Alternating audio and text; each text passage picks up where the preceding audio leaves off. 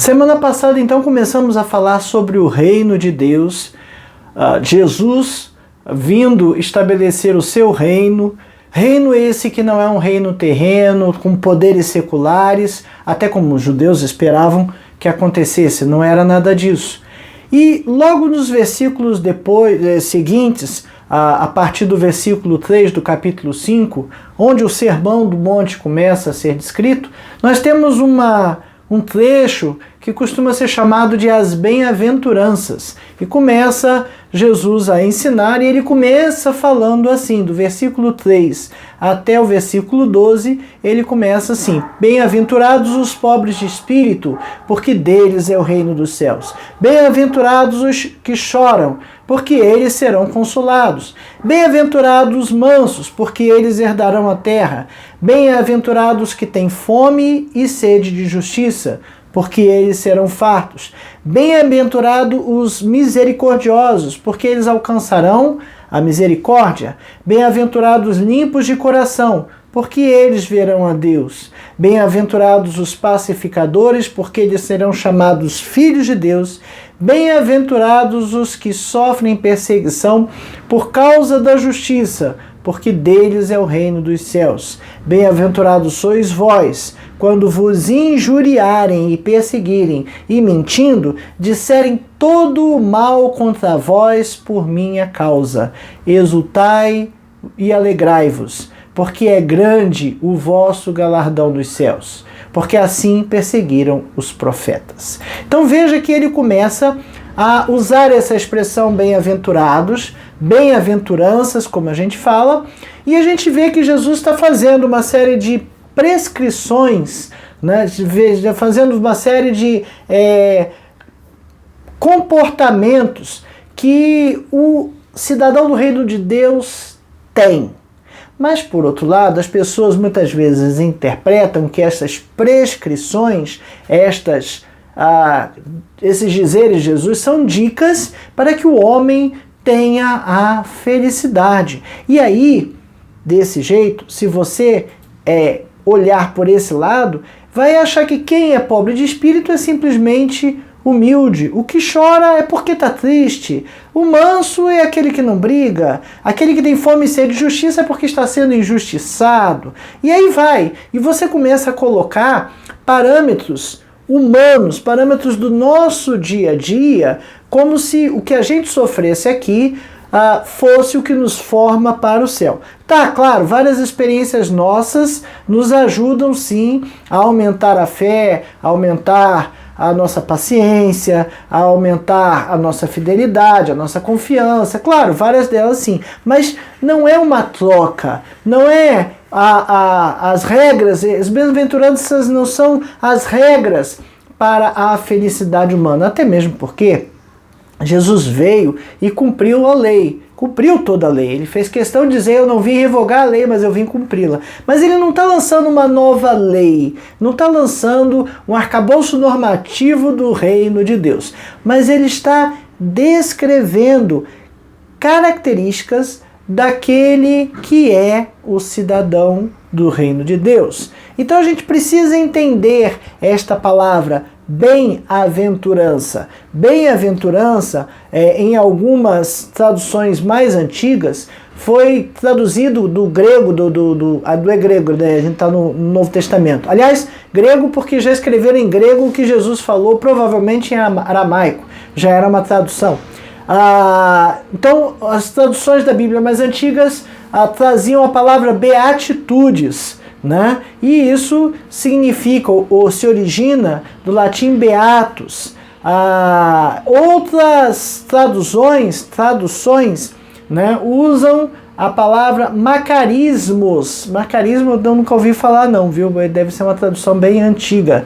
Mas esse termo macarismo vem do grego makarios, feliz, felicidade. Por isso que às vezes a gente ouve que bem-aventurança é feliz. Feliz é aquele que é pobre de espírito. Feliz é aquele que é misericordioso. Tá, feliz. Mas cuidado, quando a gente fala de felicidade no português, a gente geralmente lembra daquele sentimento efusivo de estar alegre porque alguma coisa está acontecendo, ou aquele que obtém um prêmio, obtém algo, ele é feliz no seu caminho, ele é bem sucedido, tá? Mas a tradução, ou o que se deseja expressar com essa bem-aventurança, é muito mais do que isso. É mais voltado, mais direcionado para uma bênção. A pessoa é abençoada, ok? Nosso comentarista cita Carson, né? Diz que vai além de feliz e abençoado, né? São profundamente felizes. E a bênção não pode reduzir a felicidade. A gente muitas vezes entende bênção como algo que a gente recebe, né? Eu comprei um carro novo, poxa, que bênção, foi uma bênção. Comprei minha casa, uma bênção, né? Eu passei no vestibular, uma bênção. Mas parece uma recompensa de algo, de algum esforço nosso, ok? Nesse caso, no caso das bem-aventuranças, o que se deseja expressar, o que Jesus deseja expressar aqui é uma aprovação de Deus. Então entenda que o bem-aventurado é aquele que é aprovado por Deus. E ser aprovado por alguém, buscar a aprovação de alguém, é algo que a gente faz isso no nosso dia a dia, sempre. A gente sempre quer ser aprovado por alguém. Se a gente faz o vestibular, a gente quer ser aprovado no vestibular. Mas se a gente faz alguma coisa, a gente quer que a pessoa que foi afetada com aquilo diga, poxa, muito obrigado. Ou, parabéns, você fez isso muito bem. Olha, parabéns, ficou lindo, ficou maravilhoso. Gostei, foi uma bênção, né? A gente recebe uma aprovação. Nesse caso aqui, o que Jesus está dizendo que estes bem-aventurados são aqueles que são aprovados por Deus. E por isso ele começa lá no versículo 3 e na penúltima bem-aventurança, né, ele termina com reino dos céus. Deles é o reino dos céus. Quem faz estas coisas, estas pessoas que agem desta maneira, é deles o reino dos céus. Não é que eu vou agora reinar, não é isso. É que eu consigo alcançar, eu consigo fazer parte do reino do céu. Para ser brasileiro, eu preciso nascer no Brasil, não é isso? Em alguns aspectos, busca-se uma nacionalidade estrangeira porque tem uma árvore genealógica. É muito comum alguns brasileiros buscar uma nacionalidade na Europa em algum país, não é isso? Então, é um cidadão, mas não é um cidadão nato, né? Aqui, o reino dos céus, ele é alcançado se eu estiver agindo desta forma, se o meu jeito de agir é dessa forma, se o meu caráter é dessa forma. Veja, não é uma regra que eu tenho que seguir para alcançar o reino dos céus. Se eu agir desta forma, se eu sou desta forma, então eu sou o cidadão do céu. Se eu não sou, eu não sou o cidadão do céu. É meio confuso, é muito próximo, mas não é uma troca. O que eu quero dizer é que isso não é uma troca. Eu não vou agir daquela forma para alcançar o reino dos céus. Eu tenho que ser daquela forma. Eu tenho que fazer essas coisas com a naturalidade de quem faz uma coisa normal, uma coisa do seu dia a dia. O que Jesus está fazendo não é descrever as regras ou a lei do reino dos céus.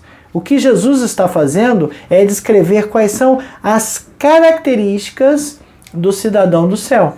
E as características do cidadão do céu a gente pode buscar alcançá-las. Sim, mas não porque eu vou herdar os céus, porque eu preciso parecer com Cristo, né? O objetivo de Jesus é descrever o caráter equilibrado e diversificado do cristão. Então todas essas bem-aventuranças expressam equilíbrio. E como elas são diferentes, né, mostra essa diversidade de comportamentos, diversidade de características. Essa é a lição número 2 da revista Palavra e Vida, edição número 80. A revista Palavra e Vida é editada pela Convenção Batista Fluminense, está disponível no site batistasfluminense.org.br. Você pode acessar o site batistasfluminense.org.br. Lá tem Palavra e Vida, você clica lá e você acessa esta revista e alguns números anteriores, ok? Tem lá em PDF, você pode baixar e estudar conosco.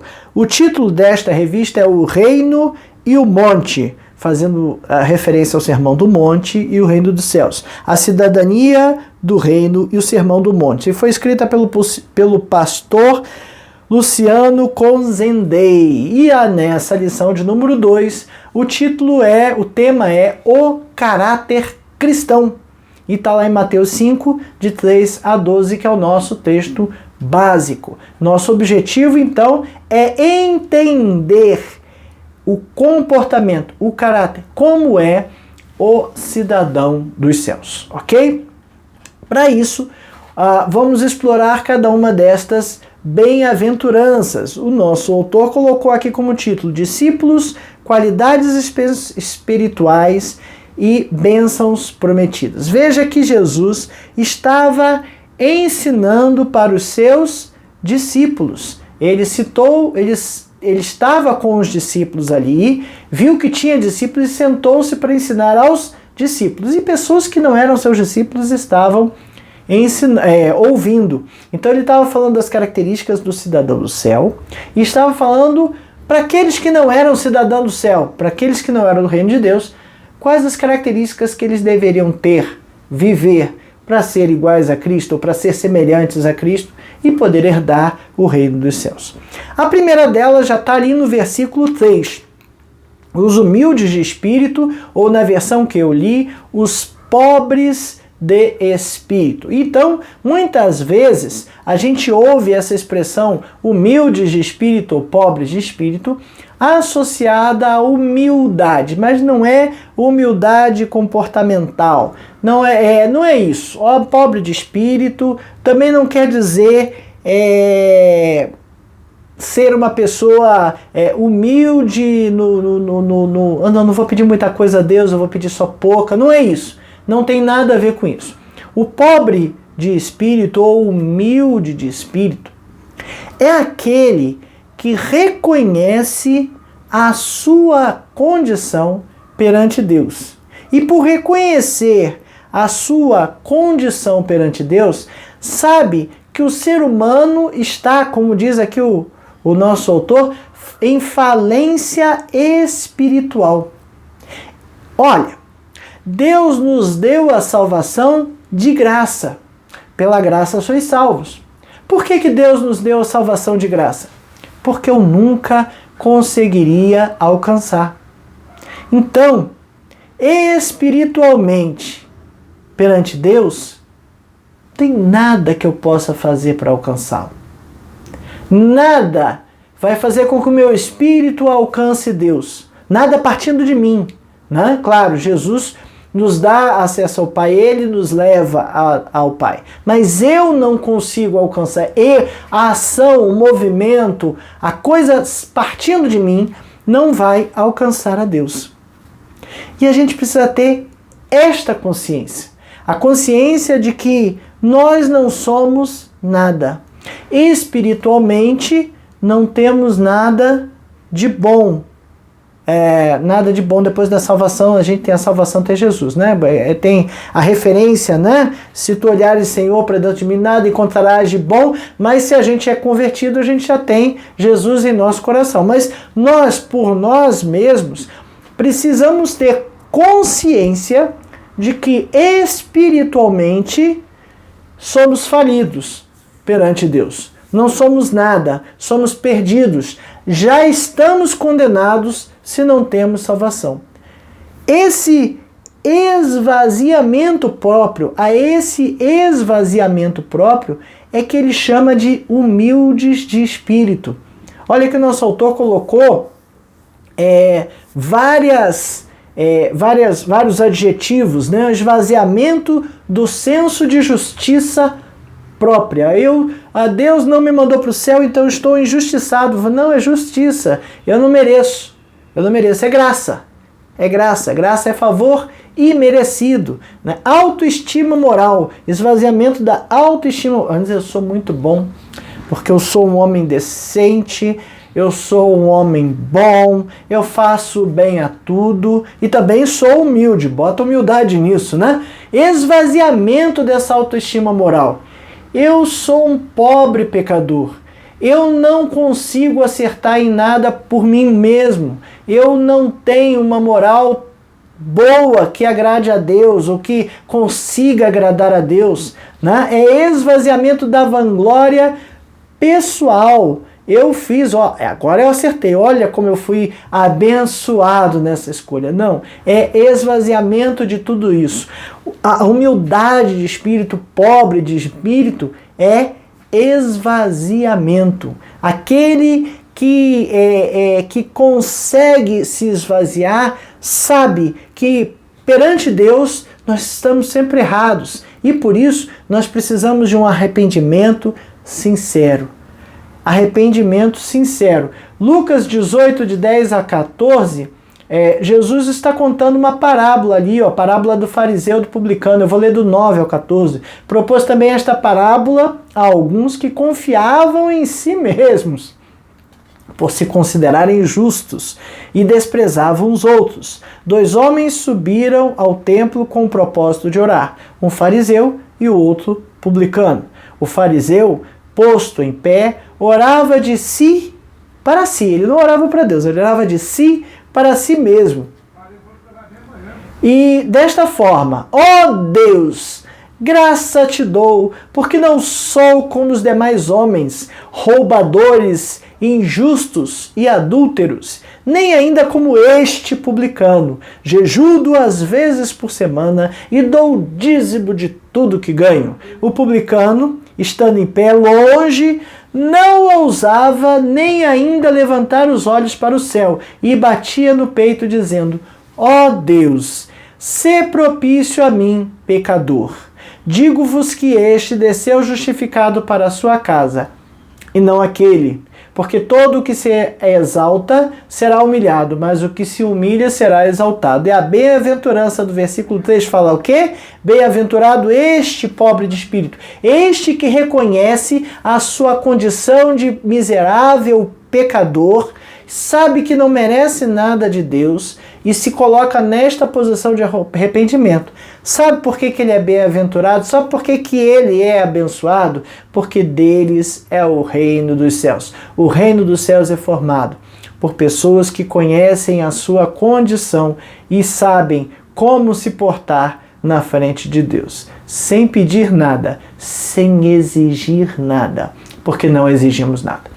O segundo são os que choram. Bem-aventurados os que choram. E aí também entra aquelas interpretações, porque você está triste por causa disso, por causa daquilo, porque perdeu o emprego. Não. E aí por razões puramente terrenas.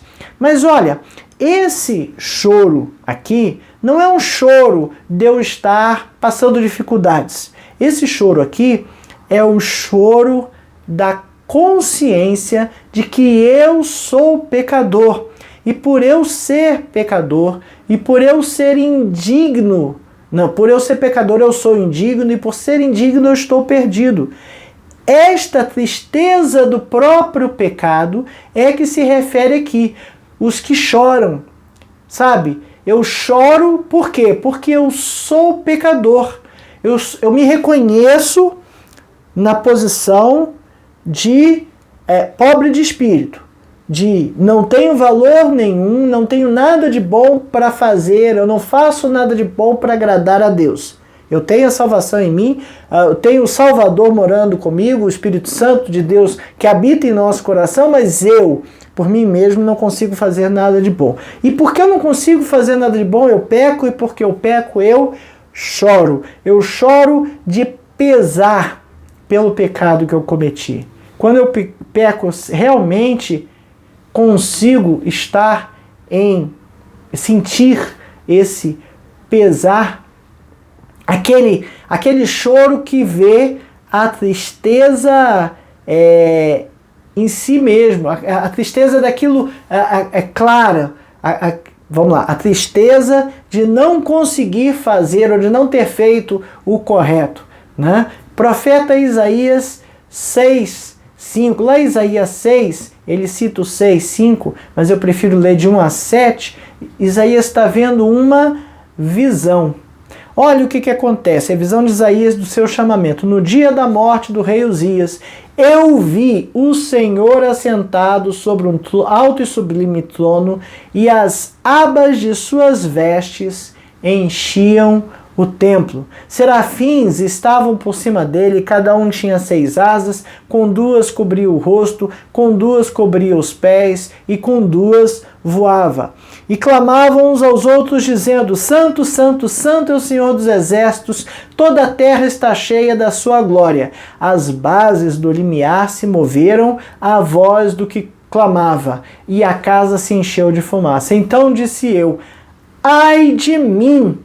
Estou perdido, porque sou homem de lábios impuros e habito no meio de um povo de impuros lábios. E os meus olhos viram o Rei, o Senhor dos Exércitos. Então, um dos serafins voou para mim, trazendo na mão uma brasa viva que tirara do altar com uma tenaz. Com a brasa tocou a minha boca e disse: eis que ela tocou os teus lábios.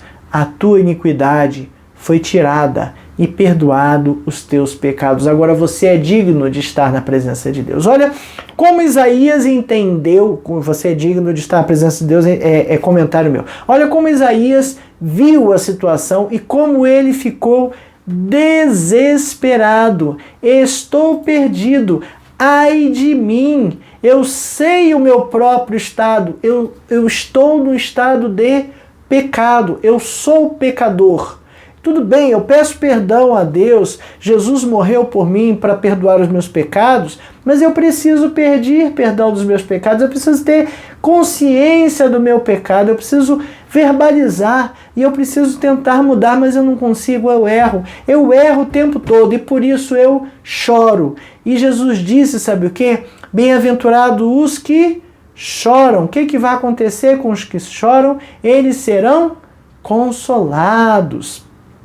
E aí, a próxima bem-aventurança, no versículo 5, vem falar dos mansos, que os mansos herdarão a terra. E o que é manso? Vamos lá, eu estou falando do pobre de espírito, aquele que tem humildade suficiente para entender a opinião, para que a opinião sobre si mesmo em relação a Deus seja realista ao ponto de entender que está perdido. Então, o pobre de espírito fala da relação do homem consigo mesmo perante Deus. E a mansidão? A mansidão fala da relação do homem com os outros e do homem com Deus. Então, o pobre de espírito é do estado do homem com relação a si mesmo, na presença de Deus, e a mansidão é o jeito que eu me relaciono com os outros e com o meu próximo. Mansidão aqui não está ligado a medo, fraqueza ou insegurança. Ser manso não é ter medo de enfrentar os problemas ou enfrentar quem te afronta. Ser manso não é a pessoa fraca. Ser manso não é a pessoa insegura. A mansidão está posta aqui ligada ao desejo consciente de pôr os seus interesses atrás dos interesses dos outros.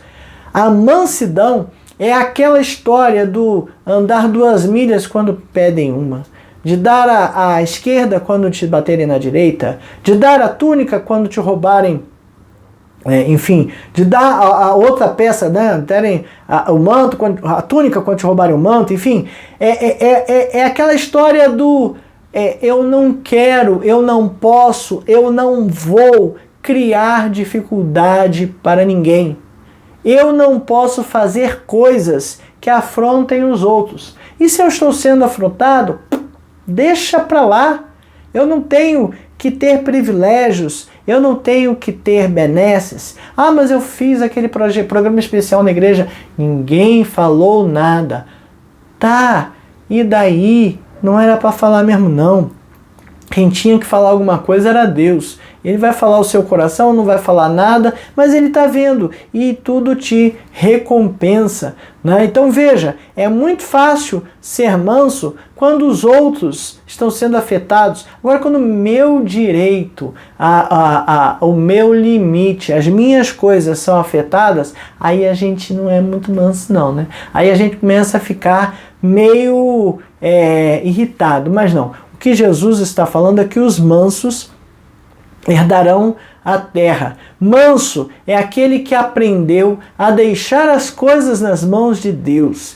Manso é aquele que pode estar sofrendo uma injustiça, mas ele sabe que quem briga por ele é Deus. Salmo 37, versículo 11 que ele cita, mas do 7 ao 13, ele vai falar da temporária a felicidade dos perversos. Descansa no Senhor e espera nele. Descansa. Não te irrites por causa do homem que prospera em seu caminho, por causa do que leva a cabo os seus maus desígnios. Deixa a ira, abandona o furor, não te impacientes, certamente isso acabará mal, porque os malfeitores serão exterminados, mas os que esperam no Senhor possuirão a terra.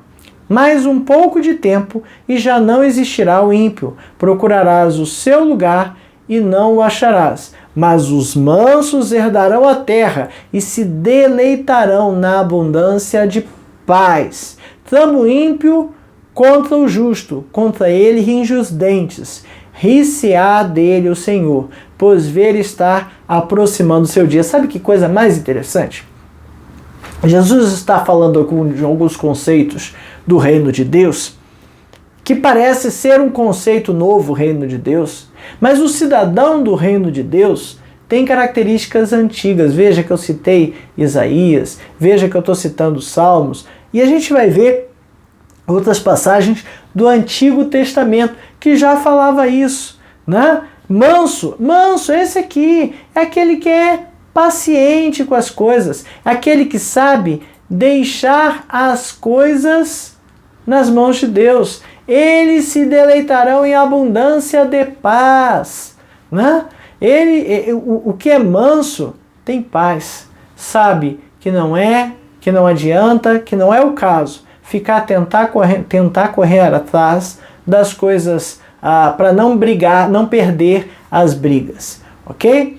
O outro aspecto aqui é os que têm fome e sede de justiça, porque eles serão fartos. E aí está no versículo 6. Veja, marcado pela pobreza, humildade de espírito, sabe a sua condição perante Deus. Ele chora pelos seus pecados. Pecado pessoal, pecado social, né? Ele se aproxima de Deus com mansidão e também trata os outros com mansidão. Ele também é caracterizado pela sede de justiça. Mas veja, não é da justiça relativa à injustiça das coisas terrenas. Não é isso. A sede de justiça aqui é outro conceito. Justiça aqui refere-se ao padrão de vida consoante com a vontade de Deus. Ele tem sede de ser justo, fome e sede de fazer, de estar em justiça, de estar no centro da vontade de Deus. Os que têm fome e sede de justiça são aqueles que buscam viver da forma como Deus quer. Viver em justiça, não é injustiça, é em justiça. E eles têm fome e sede porque isso é uma questão vital. Se você tem fome e tem sede e não sacia essas coisas, em um determinado momento você vai morrer de fome e de sede. Então é uma questão vital. Bem-aventurados, felizes, abençoados são aqueles que têm fome e sede de justiça, porque eles serão fartos, né? Eles serão fartos de justiça. Entenda, é viver de acordo com a vontade de Deus, de acordo com os princípios de Deus, de acordo com essa forma como Jesus está falando, tá certo? Não, veja, de novo, repito, não é uma condição para estar no centro do Deus, não é algo que eu vou cumprir uma regra, uma lei que eu vou cumprir nesse sentido, né? Eu não vou fazer essas coisas porque essas coisas vão me levar no reino do céu. Esse é um jeito de viver. Bem-aventurado aqueles que têm um jeito de viver, querendo viver em justiça, querendo viver fazendo a vontade de Deus e não pecando. É isso que ele está falando, é isso que Jesus está falando. Eles serão fartos de justiça, ok? O versículo 7, os misericordiosos, né? Porque eles alcançarão a misericórdia. Então é só eu perdoar que eu perdoo, que eu serei perdoado, eu vou ser misericordioso que eu vou alcançar misericórdia. Espera um pouquinho. Não é condição. Repito, não é condição. É um jeito de viver. Não é um legalismo, não é fazer isso que eu vou alcançar aquilo. Misericórdia. Misericórdia é algo que a gente faz, a gente dá de graça.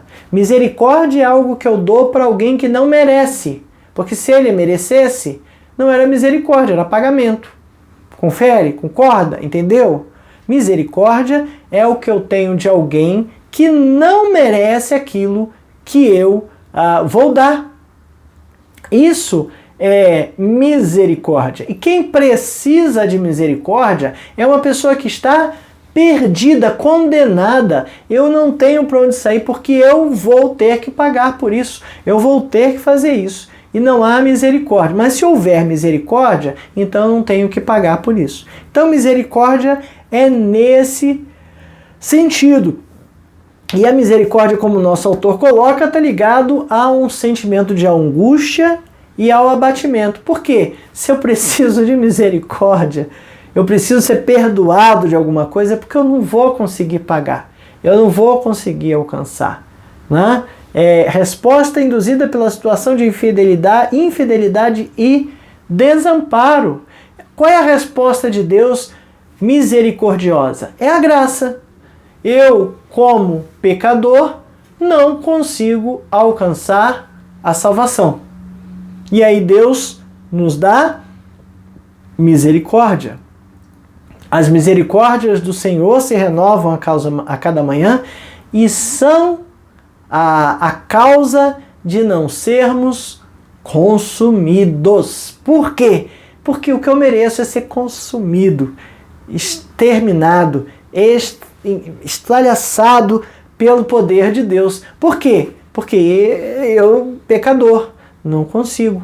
E aí eu preciso fazer o quê? Eu preciso viver de misericórdia. Eu preciso liberar misericórdia para os outros. É uma resposta amorosa, sabe? Eu preciso ser misericordioso, com os outros. Por quê? Porque eu preciso que Deus seja misericordioso para comigo. Eu sei o meu estado é de perda total. O meu estado natural, de homem natural, é o estado de condenado, pecador condenado. Se Deus não agir de misericórdia para comigo, se Deus não me der a salvação de graça, eu estou perdido.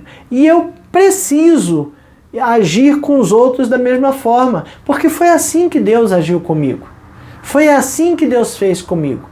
E eu preciso fazer da mesma forma com os outros. Bem-aventurados os misericordiosos, porque eles alcançarão misericórdia. Se eu for misericordioso com os outros, quer dizer que eu sei que eu preciso de misericórdia. E alcançando misericórdia, aí eu consigo também alcançar o reino dos céus. os discípulos chegaram para Jesus e perguntaram quantas vezes deveriam perdoar. Mateus 18, de 21 a 22 é o texto citado. Eu prefiro ler... Cadê? Ô, Jesus. Não li, não trouxe o texto para cá. Mateus 18 fala lá dos 70 vezes 7, né? Quantas vezes devemos perdoar? 70 vezes 7. E 70 vezes 7, o 7 era o número de perfeição, 70 vezes 7, 10 vezes mais, isso ao quadrado. Enfim, o Jesus quis dizer que devia perdoar quanto? Sempre. Sempre. É para perdoar o tempo todo. Sabe por quê? Porque eu preciso ser perdoado o tempo todo. Eu erro, você erra, nós erramos. Não conseguimos fazer as coisas corretas. Então temos que ser perdoados 70 vezes 7. Não é legalismo, é misericórdia. Quem age de misericórdia é porque sabe que precisa de misericórdia. E se eu não consigo fazer alguma coisa, não é justo eu cobrar dos outros o que eu não consigo fazer. Aliás, toda posição de chefia tem um pouco disso, né? O chefe tem que saber um pouco a mais do que os seus subordinados. Senão, ele não pode cobrar. Ele pode até ser chefe, mas ele não tem poder de cobrar. Eu não sei fazer, eu não sei meter a mão e fazer, né? Bem-aventurados puros de coração. Pureza, versículo 8, é pré-requisito para entrar na presença de Deus. Para eu entrar na presença de Deus, eu tenho que estar puro, limpo, né? Eu lembro aí, já vi algumas salas de desenvolvimento ou de vacinas, ou centro cirúrgico. Você não pode entrar lá de qualquer jeito. Vocês têm que estar limpo, asseado, higienizado, esterilizado as mãos. Para quê? Para que você possa mexer no paciente e não causar uma infecção, né? Então, pureza. E para chegar na presença de Deus, eu preciso estar puro. Para ter comunhão com Deus, eu preciso estar puro. Salmo 24, versículos 3 a 5. Versículos 3 a 5. Quem subirá ao monte do Senhor? Quem há de permanecer no seu santo lugar? O que é limpo de mãos e puro de coração, que não entrega a sua alma à falsidade nem jura dolosamente. Este obterá do Senhor a bênção e a justiça do Senhor e a justiça do Deus da salvação. Ok? Então, pureza para estar na presença de Deus não é uma regra. Não, eu tenho que estar. Não, eu tenho que viver buscando a pureza, né? Para que eu tenha, como se diz, condição de estar limpo, de estar na presença de Deus. Com efeito, Deus é bom para com Israel, para com os limpos de coração. Bem-aventurado os limpos de coração, porque eles verão a Deus. Só tem como ver a Deus, só tem como entrar na presença de Deus se você estiver puro e purificado. Na sequência temos os pacificadores, ok? Os pacificadores são filhos de Deus. Bem-aventurados os pacificadores, porque eles serão chamados filhos de Deus. Filho de Deus por adoção. Veja, não é pacificador aquele que apenas quer que as pessoas façam as pazes, ou de ser pacífico. Pacificador é aquele que estabelece a paz. Em termos mais modernos, é aquele que não cria treta, aquele que não faz treta. Você abre a boca e cria treta. Oh, meu Deus do céu, não estou sendo pacificador. Eu preciso ser pacificador. Ao abrir a boca, eu preciso que as minhas palavras sejam sábias, que as minhas palavras confortem os corações, que as minhas palavras sejam bem recebidas. Às vezes é até melhor não abrir a boca não, sabe? Porque às vezes a gente abre a boca para falar e não sai. E tudo que você falar a pessoa não está afim de ouvir. É melhor estar em silêncio. Pacificador aqui é aqueles que trabalham e estabelecem a paz. Os filhos de Deus são pacificadores. Têm ações concretas estabelecidas à luz do que se separa, do que se espera deles. Se espera algumas coisas dos filhos de Deus, e uma delas é a paz. Estar em paz, estabelecer a paz. Ser pacificador é um caráter de Deus, e eu preciso ter este caráter. E por último, lá no versículo 10, fala dos perseguidos devido à justiça. Aí não é porque, porque fez alguma coisa, foi injustiçado, enfim, não é isso não. Não estamos falando de causa política, muito menos de causa religiosa. Não é esse tipo de perseguido. Veja, aqueles que praticam a justiça de Deus, aqueles que vivem de acordo com a vontade de Deus, aborrecem o mundo. O mundo gosta de atalhos, o mundo gosta de ter prazeres, o mundo gosta de levar vantagem, e quem não faz isso afeta, né, o mundo. O mundo não gosta. O mundo não gosta. Sofrem perseguição devido à justiça. De Kaiosune, estado daquele que é e o que se deve ser, né? Aquele que é o que se deve ser. É isso que o texto original está falando. 1 Pedro 3, do 13 ao 17. Ora, quem é que vos há de maltratar, se fordes zelosos do que é bom? Mas ainda que venhais a sofrer por causa da justiça, praticar o que é bom, reto, é isso, justiça, bem-aventurados sois. Não vos amedronteis, portanto, com as suas ameaças, nem fiqueis alarmados. Antes, santificai a Cristo como Senhor em vosso coração, estando sempre preparados para responder a todo aquele que vos pedir razão da esperança que há em vós, fazendo toda a vida com mansidão. Mansidão. Fazendo toda a vida com mansidão e temor, com boa consciência, de modo que naquilo que falam contra vós outros, fiquem envergonhados os que difamam o vosso bom procedimento em Cristo. Porque, se for da vontade de Deus, é melhor que sofrais por praticardes o que é bom do que praticando o mal. Então, muitas vezes, a gente, ao fazer as coisas normais, boas, corretas, que Deus manda, somos perseguidos. E é essa perseguição devido à justiça que a gente que está sendo citado por Jesus aqui. João 15, 18 a 20, ou 17 a 20, eu preferi isso, vos mando, vos ameis uns aos outros. Se o mundo vos odeia, sabei que primeiro do que a vós outros, me odiou a mim. Se vós fosseis do mundo, o mundo amaria o que era seu. Como, todavia, não sois do mundo, pelo contrário, dele vos escolhi, por isso o mundo vos odeia. Lembrai-vos da palavra que eu vos disse, não é o servo maior do que o seu senhor. Se me perseguiram a mim, também perseguiram a vós outros. Se guardaram a minha palavra, também guardarão a vós. 2 Timóteo 3,12, ora, todos quantos querem viver piedosamente em Cristo Jesus serão perseguidos. Tá? Então veja que esta perseguição da justiça se refere a viver a vontade de Deus. Ok? Então são essas características do cidadão do reino de Deus. Conclusão, né? Partindo aqui para a conclusão. Como é que eu vou ter essas características todas? Será que o Saulo, o eu, consegue simplesmente remodelar todas essas características?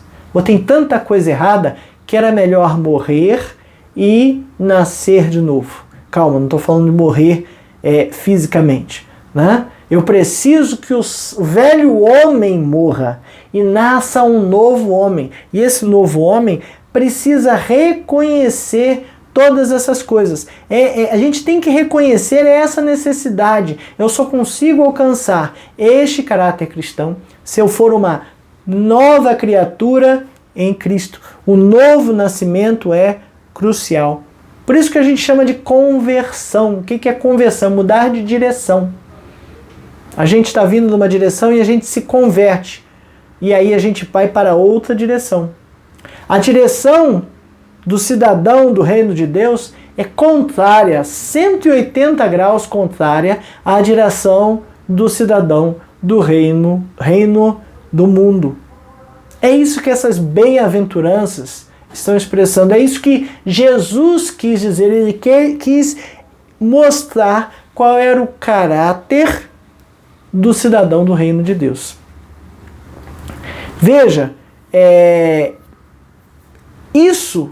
entender essa situação, essa necessidade de uma nova vida em Cristo, nos faz não conseguir olhar essas bem-aventuranças como um otimismo ingênuo ou desespero total, nem para um lado nem para o outro. Não dá para ler esse texto e achar que é um texto bonito, lindo, maravilhoso, que todo mundo tem que colocar em prática, porque se o mundo todo fizesse isso, o mundo seria melhor. Tá, até seria, mas não alcança a salvação, não alcança o reino dos céus por vontade. Não é fazer, não é leis, regras que eu preciso cumprir.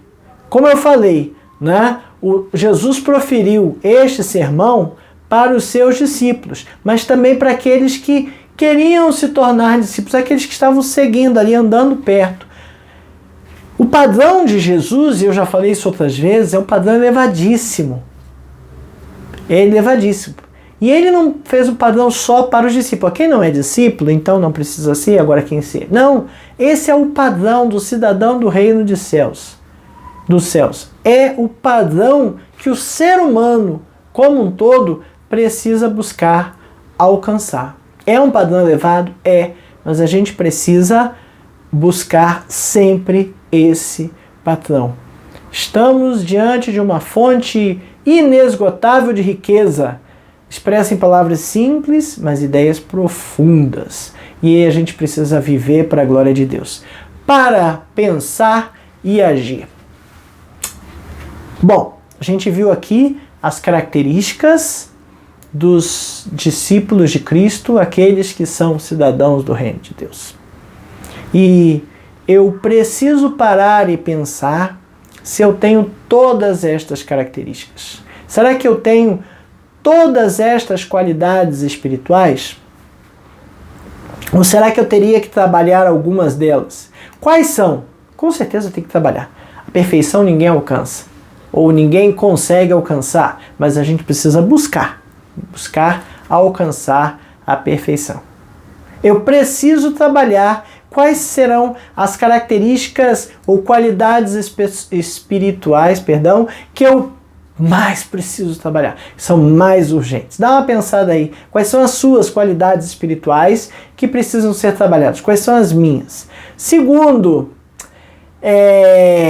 se eu sou cidadão do reino de Deus, eu não posso fazer o que eu quiser, né? Aqui no Brasil a gente não pode fazer o que quiser. Tem leis que nos impedem de fazer muitas coisas, por serem erradas ou por prejudicarem os outros. E como cidadão do reino de Deus, eu não tenho muitas escolhas.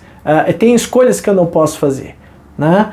E a pergunta é, será que as escolhas que eu tenho feito, elas estão todas dentro destas características que o cidadão do reino de Deus tem?